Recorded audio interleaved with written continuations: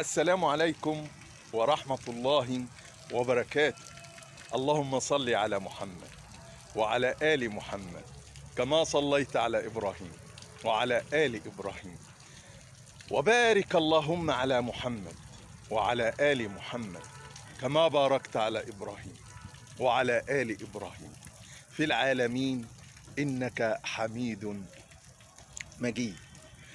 واحنا بنتكلم وبندلل دليل اخر عن ان القدماء المصريين ربما وصلوا الى سر الغاء الجاذبية الارضية في بناء هرم خوفو، اللي بذكر لحضراتكم ان ارتفاعه الاساسي 149 متر و4 من 10، والمسافة ما بين الارض والشمس 149.4 مليون كيلومتر. والكلام ده مش مصادفة، الكلام ده في منتهى العلم. في الحضارة المصرية القديمة اللي حيرت العالم وما زالت تحير، اللي كلها ألغاز، كل لغز بياخدنا لآخر حتى نصل في النهاية إلى عالم كبير جدا من الانبهار.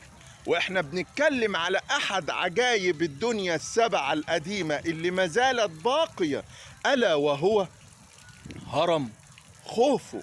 وان احد عجائب الدنيا السبعة القديمة اللي ما زالت باقية هرم خوفو، ربما وصل القدماء المصريين الى سر وصلوا فيه الى حد الكمال، الا وهو الغاء الجاذبية الارضية.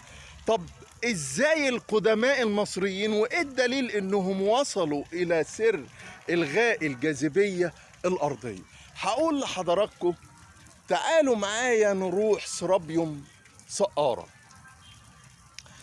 ونشوف ازاي القدماء المصريين نحتوا في سرابيوم وفي صخور سقارة مسافة 400 متر.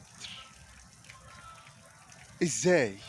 ومش ده المعضلة قوي، لكن المعضلة في ان سرابيوم سقارة عكس الجو. يعني حضرتك لو واقف خارج السرابيوم الجو بره حر، داخل السرابيوم برد.